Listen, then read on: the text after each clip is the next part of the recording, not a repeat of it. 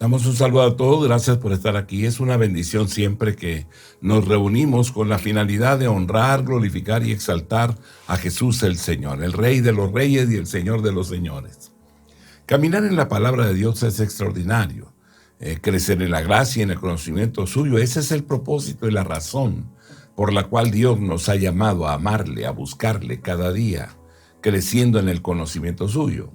De esa manera entonces estaremos caminando hacia esa seguridad, ¿verdad? Porque por el conocimiento de la palabra podemos discernir lo que se mueve a nuestro alrededor y ser libres de aquellas cosas que nos acechan. Así es que son bienvenidos, caminaremos a través de la Escritura en el libro de Romanos capítulo 7, versículo 1 al 6. ¿Verdad? ¿No? Las dos posiciones de la ley en relación con el hombre. ¿Acaso ignoráis, hermanos? Pues hablo con los que conocen la ley. ¿Que la ley se enseñorea del hombre entre tanto que éste vive? Porque la mujer casada está sujeta por la ley al marido mientras éste vive. Pero si el marido muere, ella queda libre de la ley del marido. Así que si en vida del marido se uniere a otro varón, será llamada adúltera.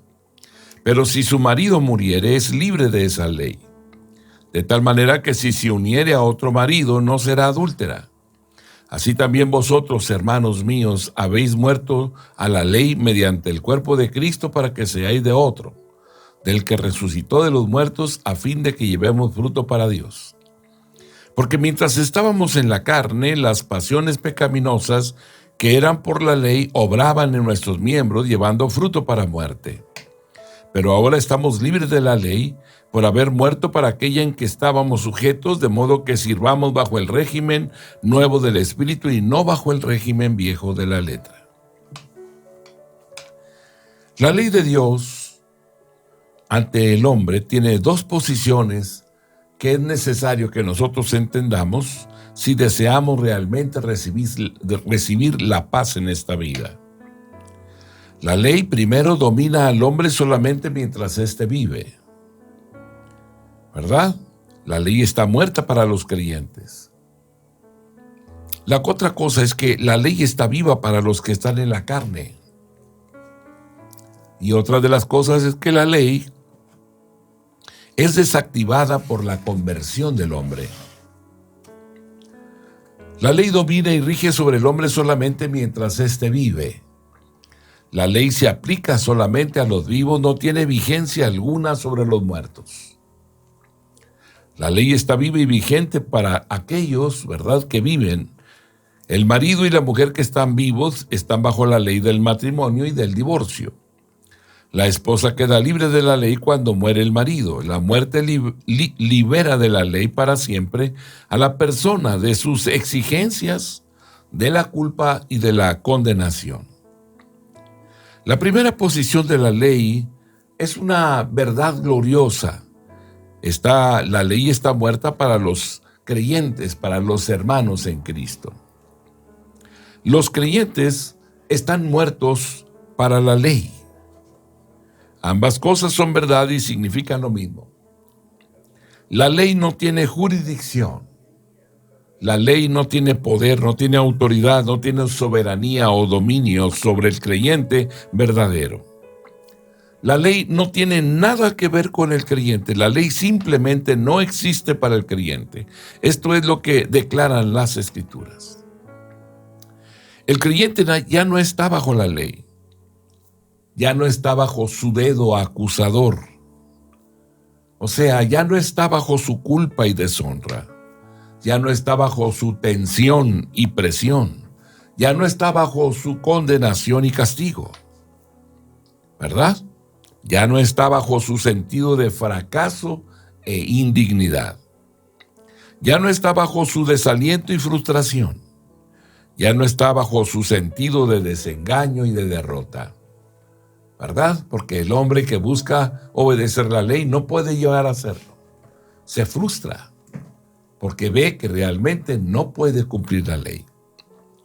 El creyente está muerto a la ley por el cuerpo crucificado de Jesucristo. El creyente es sacrificado o muerto en Cristo y la ley no tiene nada que decir al hombre muerto. La muerte del creyente en Cristo es una muerte vicaria. no muere literalmente, pero participa de la muerte de Cristo espiritualmente. Cristo murió en favor del pecador, en lugar del pecador, llevando la pena y el castigo del pecado sobre sí. Y por esto, el creyente, estando en Cristo muerto, es liberado de la ley, de sus demandas, es liberado de su culpa y su castigo. El hombre ha sido hecho maldición.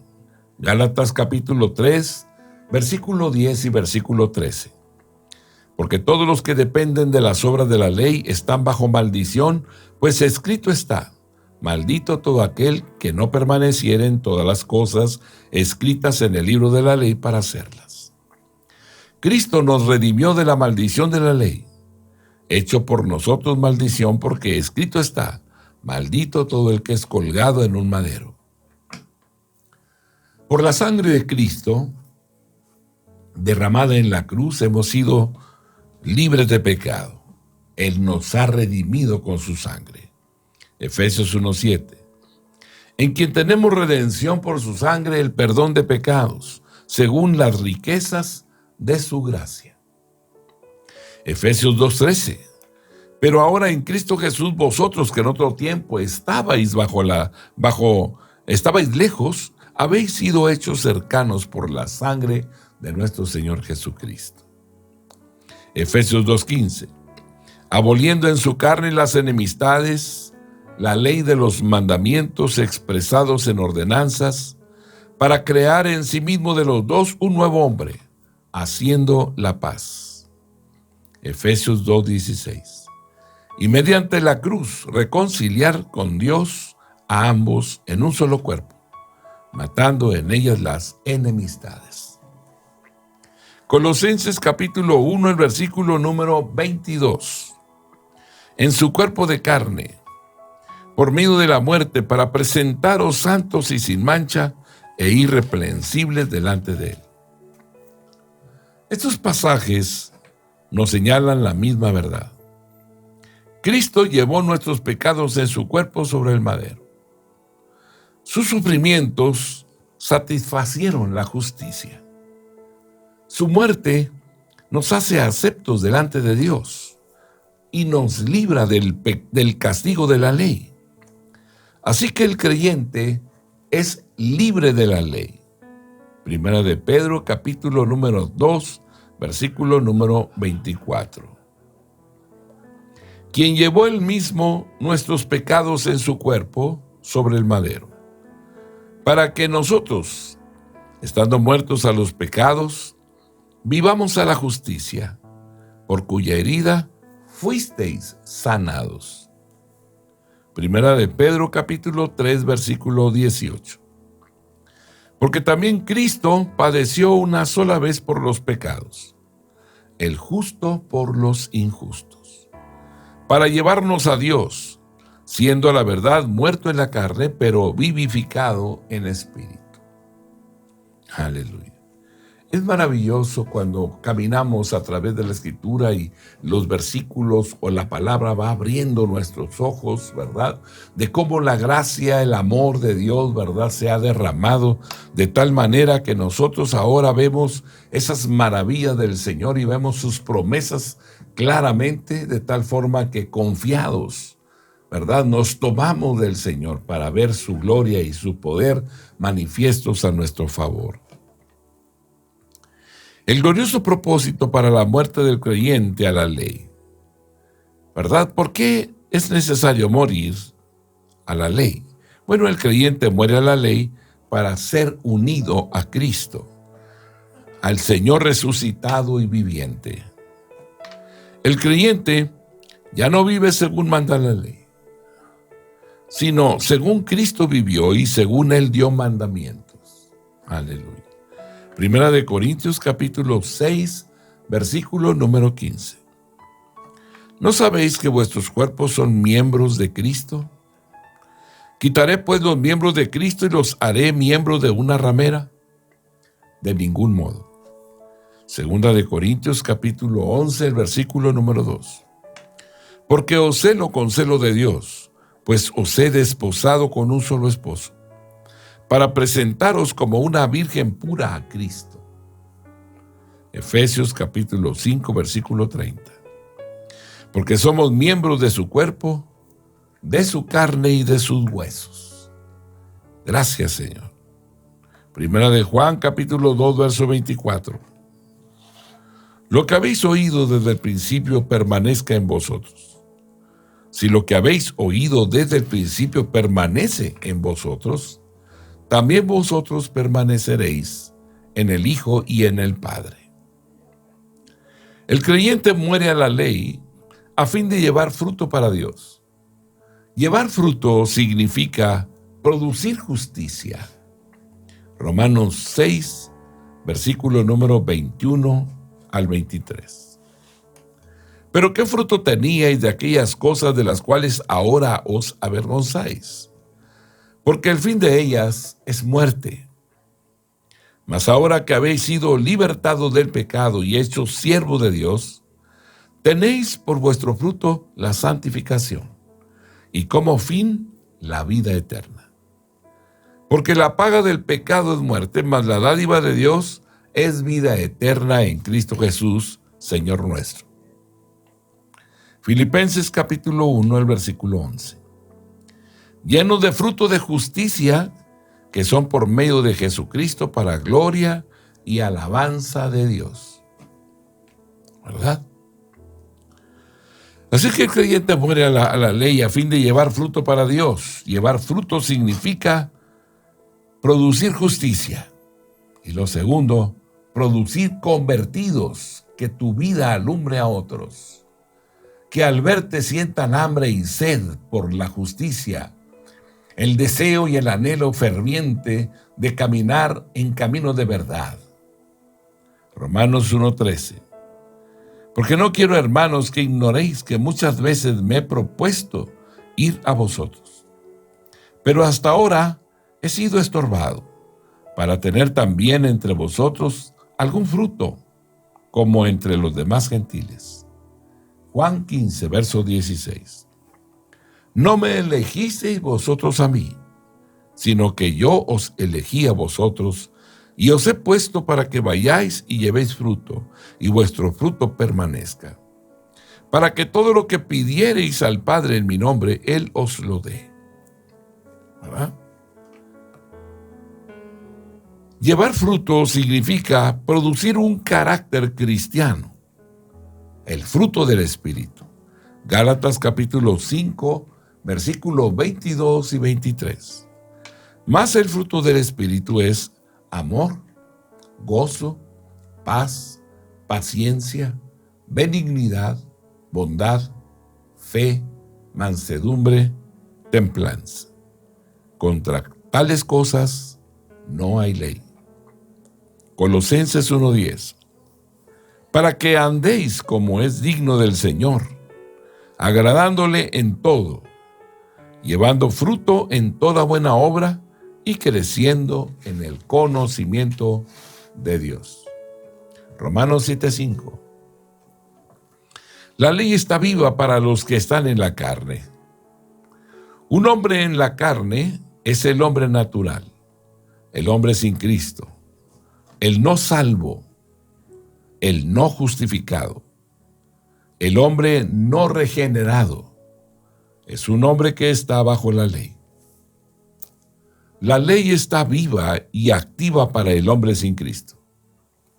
Señala el pecado y hace resaltar la culpa en el hombre que viola la ley. Romanos 3:20. Por medio de la ley es el conocimiento del pecado. Romanos 5:20. Pero la ley se introdujo para que el pecado abundase. Romanos 7, verso 7. ¿Qué diremos, pues? ¿La ley es pecado? En ninguna manera. Pero yo no conocí el pecado sino por la ley, porque tampoco conociera la codicia si la ley no dijera no codiciarás. Gálatas capítulo 3, verso 19. Entonces, ¿para qué sirve la ley? Fue añadida a causa de las transgresiones. hasta que viniese la simiente a quien fue hecha la promesa. Gálatas 3:24. De manera que la ley ha sido nuestro ayo para llevarnos a Cristo, a fin de que fuésemos justificados por la fe. Primera de Timoteo, capítulo 1, versículo 9. Conociendo esto, que la ley no fue dada para el justo, sino para los transgresores y desobedientes, para los impíos y pecadores, para los irreverentes y profanos, para los patricidas y matricidas, para los homicidas. La ley provoca pasiones pecaminosas o pasiones de pecado. No solo señala el pecado, sino despierta además los sentimientos y agita las emociones para hacerlo prohibido. Los sentimientos pecaminosos son realmente obrados por la ley en nuestros miembros. Cuando la ley prohíbe o no permite algo, genera en nosotros realmente un interés, un estímulo, una atracción, una fascinación, una excitación, una seducción, una apelación, un despertamiento. Hay algo en el hombre que le lleva a querer hacer lo que está prohibido. Cuando se le restringe o se le ponen límites, ¿verdad? Sus impulsos se dirigen hacia quebrantar las restricciones o límites. Quiere ir más allá de lo que está permitido. Tomar el control de su propia vida y hacer lo que quiere y desea. Romanos 7:5. Porque mientras estábamos en la carne, las pasiones pecaminosas que eran por la ley obraban en nuestros miembros, llevando fruto para muerte. Romanos 7:8.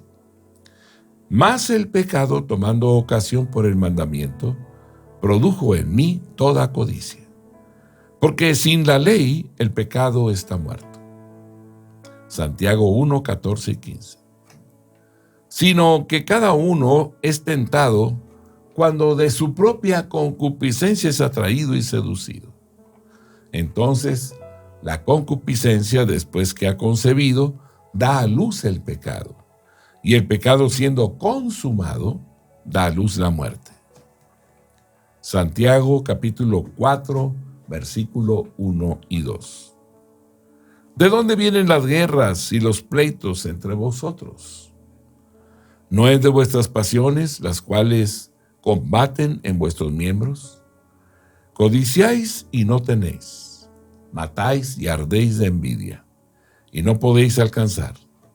Combatís y lucháis, pero no tenéis lo que deseáis, porque no pedís. Gálatas 5:17. Porque el deseo de la carne es contra el espíritu, y el del espíritu es contra la carne. Y estos se oponen entre sí para que no hagáis lo que quisierais. El resultado de combatir la ley, de negarse a obedecerla, es que produce el fruto de pecado. Cuando el hombre viola la ley, produce transgresión y pecado. Y el pecado lleva a la muerte. Por tanto, como el pecado entró en el mundo por un hombre y por el pecado la muerte, así la muerte pasó a todos los hombres por cuanto todos pecaron. Romanos 6:23. Porque la paga del pecado es muerte, mas la dádiva de Dios es vida eterna en Cristo Jesús, Señor nuestro. Romanos 8:6. Porque el ocuparse de la carne es muerte, pero el ocuparse del Espíritu es vida y paz. Santiago capítulo 1, verso 15. Entonces la concupiscencia, después que ha concebido, da a luz el pecado, y el pecado, siendo consumado, da a luz la muerte. Apocalipsis 21, verso 8. Pero los cobardes e incrédulos, los abominables y homicidas, los fornicarios y hechiceros, los idólatras y a todos los mentirosos, tendrán su parte en el lago que arde con fuego y azufre, que es la muerte segunda. Génesis 2:17. Mas del árbol de la ciencia del bien y del mal no comerás, porque el día que de él comieres ciertamente morirás.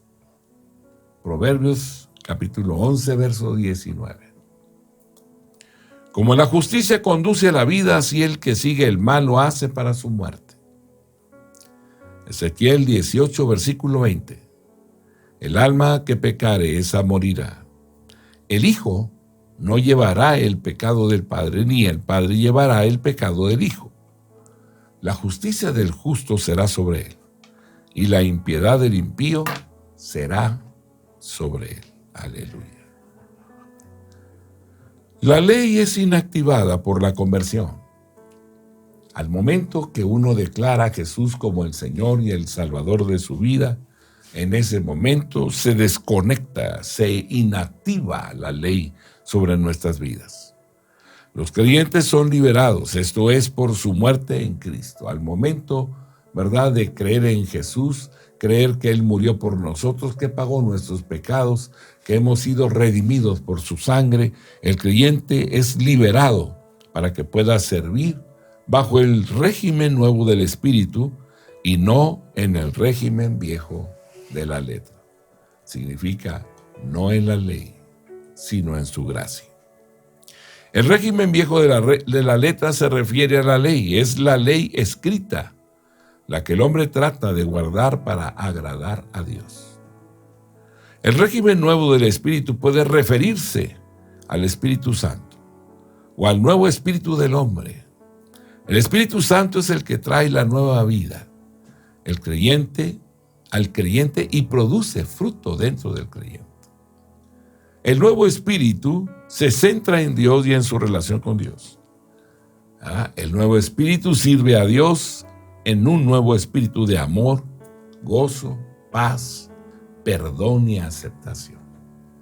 Es maravilloso cuando vemos, ¿verdad?, el creer en Jesucristo, cómo nuestra vida cambia de perspectiva. De vivir en el odio, en el rencor, en el resentimiento, ahora, ¿verdad?, manifestamos el perdón. Y la razón es porque Él nos perdonó a nosotros. Y ahora entendemos la importancia del perdón. Si quieres ser libre, tienes que perdonar. No puedes vivir atado al rencor, a la venganza, al pasado. Claro que no. Ahora caminamos en pos de aquel que nos llamó de las tinieblas a su luz. Así es que hay que caminar en ello. Romanos 8, versículo 13 al 17. Porque si vivís conforme a la carne, moriréis. Mas si por el Espíritu hacéis morir las obras de la carne, viviréis. Porque todos los que son guiados por el Espíritu de Dios, estos son hijos de Dios. Pues no habéis recibido el espíritu de esclavitud para estar otra vez en temor, sino que habéis recibido el espíritu de adopción, por el cual clamamos, Abba, Padre. El Espíritu mismo da testimonio a nuestro espíritu de que somos hijos de Dios. Y si hijos, también herederos, herederos de Dios y coherederos con Cristo, si es que padecemos juntamente con Él, para que juntamente con Él seamos glorificados. Aleluya, gracias Dios. Si vivimos conforme a la carne, moriremos, y esta es una realidad, ¿verdad? No podemos vivir en pasiones desordenadas, no podemos vivir, ¿verdad?, anhelando, deseando la vida pasada. De esa manera no creceremos, no avanzaremos en el conocimiento de la verdad, no conoceremos más a Él. Y el propósito es crecer en la gracia y en el conocimiento suyo. Segunda de Corintios capítulo 5, versículo 14 y 15. Porque el amor de Cristo nos constriñe, pensando esto, que si uno murió por todos, luego todos murieron, y por todos murió para que los que viven ya no vivan para sí, sino para aquel que murió y resucitó por ellos.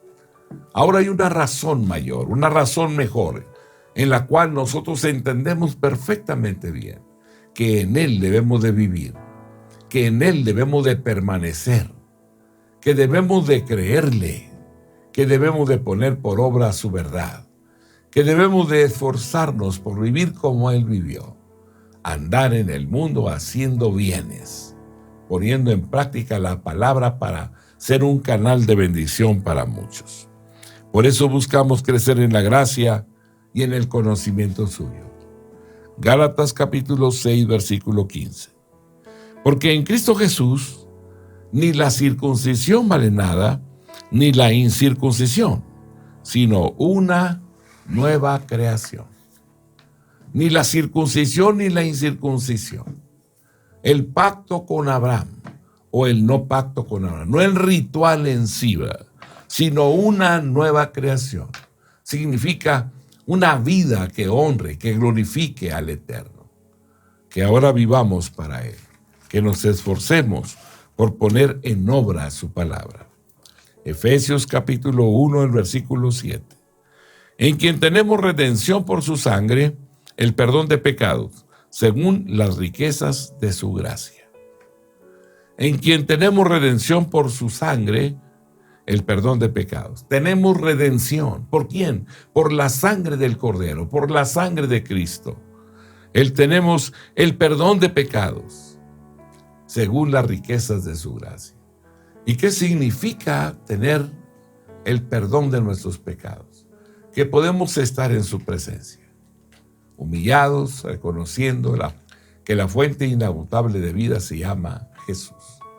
Y que en el sacrificio que Él hizo en la cruz del Calvario podemos permanecer, ¿verdad?, con paz, con quietud, respirando ese ambiente espiritual. Una vida nueva en Jesucristo. Una vida en la cual ahora disfrutamos de la paz que sobrepasa todo entendimiento. Efesios 4, verso 24. Y vestido del nuevo hombre, creado según Dios en la justicia y santidad de la verdad. Vístete del nuevo hombre, dice la Escritura. Vístete del nuevo hombre, creado según Dios en la justicia y santidad de la verdad. Creado, eres una nueva criatura, eres una nueva creación. Ahora las cosas viejas pasaron. He aquí, todas son hechas nuevas. Aleluya, gracias Dios. Maravilloso el Padre. Colosenses 3:10. Y revestido de nuevo, el cual conforme a la imagen del que lo creó, se va renovando hasta el conocimiento pleno. Revestido del nuevo, el cual conforme a la imagen del que lo creó. Vestidos de buenas obras, vestimentas blancas y resplandecientes, lavados por la sangre del Cordero. Nos vamos renovando, cada día creciendo más y más. El hombre interior va manifestándose de mayor forma. Caminamos en pos de aquel que nos llamó de las tinieblas a su luz. Vamos transitando en la vida disfrutando los beneficios de la gracia, confiadamente en Él. Él es el Rey, el Señor, el soberano, el eterno, el exaltado, el omnipotente, el glorioso, el majestuoso. Él es el Altísimo. En Él vivimos, para Él vivimos, en Él confiamos. Por eso vamos transitando en la vida, ¿verdad?, poniendo en práctica y en obra su palabra, su verdad. Él es la fuente inagotable. Por eso Dios nos habla y nos dice revestido del nuevo. Ahora, ¿verdad?, el cual conforme a la imagen del que lo creó, se va renovando hasta el conocimiento pleno. Primera de Juan capítulo 2, versículo 1 y 2. Hijitos míos, estas cosas os escribo para que no pequéis. Y si alguno hubiere pecado, abogado tenemos para con el Padre, a Jesucristo el justo. Y Él es la propiciación por nuestros pecados, y no solamente por los nuestros, sino también por los de todo el mundo. Aleluya. Gracias, Dios. Alabado sea tu santo nombre, eterno Padre celestial. No hay otro como tú, Rey. Eres el Dios único, eres el Dios verdadero y eterno, Señor. Por ello, Padre, no nos cansamos de glorificar y de exaltar tu glorioso nombre. La ley entonces está viva y vigente para los vivos, aquellos que se apoyan en su propia prudencia y justifican todas sus acciones. Cuando hay muchas cosas que no entiendes o no conoces, que no percibes, y te sientes justo a la vista o al juicio de ti mismo. La muerte libera de la ley para siempre a la persona. Los libera de sus exigencias, de la culpa y de la condenación. La ley está muerta para los hermanos, para cada creyente. La muerte no puede operar en ellos. La ley está muerta para el creyente, ¿verdad? Los creyentes están muertos para la ley. Estas dos cosas son lo mismo. Muertos a la ley o la ley muerta para los creyentes. La ley no tiene jurisdicción, no tiene poder, no tiene autoridad, no tiene soberanía, tampoco dominio sobre el creyente verdadero. La ley no tiene nada que ver con el creyente. La ley simplemente no existe para el creyente, ¿verdad? Esto es lo que declara la Escritura, ¿verdad? El creyente ya no está bajo la ley y su dedo acusador, ya no está bajo su culpa, bajo su deshonra, bajo su tensión y presión. Ya no. El creyente está muerto a la ley por el cuerpo crucificado del Señor y el Salvador Jesucristo. Y la ley no tiene nada que decirnos a nosotros, porque nosotros hemos muerto con Cristo juntamente con Él ahí en la cruz del Calvario. También morimos con Él. La muerte del creyente en Cristo es una muerte vicaria, ¿verdad? No muere literalmente, pero participa de la muerte de Cristo espiritualmente. Cristo murió en favor del pecador, ¿verdad? Llevando la pena y el castigo del pecado sobre sí. Y por esto, el creyente, estando en Cristo muerto, es liberado de la ley, de sus demandas, liberado de su culpa, de su castigo también, ¿verdad? ¿Y de qué forma? Él se hizo maldición por nosotros. Y por su sangre hemos sido lavados de todo pecado y de toda maldad. Cristo llevó nuestros pecados en su cuerpo sobre el madero. Sus sufrimientos satisfacieron la justicia. Su muerte nos hace aceptos delante de Dios y nos libra del castigo de la ley. Así que el creyente es libre de la ley. El glorioso propósito para la muerte del creyente a la ley es que el creyente muere a la ley para ser unido a Cristo, el Señor resucitado y viviente. El creyente ya no vive según manda la ley, sino según Cristo, así como Él vivió y según Él dio mandamientos. El creyente muere a la ley a fin de llevar fruto para Dios. Llevar fruto significa producir justicia, ¿verdad? Que caminemos dando los frutos propios de la semilla que es sembrada en nuestro corazón. Frutos de justicia para honra y gloria de su bendito nombre. Por eso levantamos nuestra mirada al Señor y declaramos cada día su señorío, su grandeza, su poder. Porque Él ahí en la cruz nos ha dado grande libertad. Nos ha dado salvación. Nos ha dado vida eterna. En Él estamos seguros y confiados. Y sabemos que lo veremos de nuevo cuando Él venga. Y nosotros esperamos su venida. ¿Por qué estamos aquí hoy comunicando a través de este medio de la internet? Porque esperamos su venida. Esperamos, confiamos plenamente que Él viene pronto. Y que ahora nosotros, ¿verdad? Confiadamente, ¿verdad? Mantenemos nuestros corazones, ¿verdad? Nos mantenemos llenos del aceite que mantiene prendida esa lámpara en nuestros corazones. Firmes en la fe, porque sabemos que un día lo veremos cara a cara, tal y como Él es. Él no ha cambiado, Él es el mismo de ayer, de hoy y por siempre. Por eso caminamos seguros y confiados, porque nuestro Señor Jesucristo es un Dios verdadero, un Dios que nos ha dicho la verdad, un Dios que nos tiene esculpidos en la palma de su mano. El fruto significa producir justicia, producir convertidos, producir un carácter cristiano, ¿verdad? Esos frutos del Espíritu Santo en nuestras vidas. Amor, gozo, paz, paciencia, benignidad, bondad, fe, mansedumbre y templanza. Extraordinario. La ley está viva para los que están en la carne, porque la ley fue dada a causa, ¿verdad?, de los pecados, a causa de esa vida desordenada. La ley está viva y activa para el hombre sin Cristo, ¿verdad? La ley señala el pecado y hace resaltar la culpa en el hombre que viola la ley. Entonces, ¿la ley de qué nos sirve si no nos salva? No nos salva. Fue dada para el transgresor, para el homicida, ¿verdad? Para el hombre que violenta la norma y la regla. Así que hoy tú y yo estamos caminando en Dios. Mi amado hermano,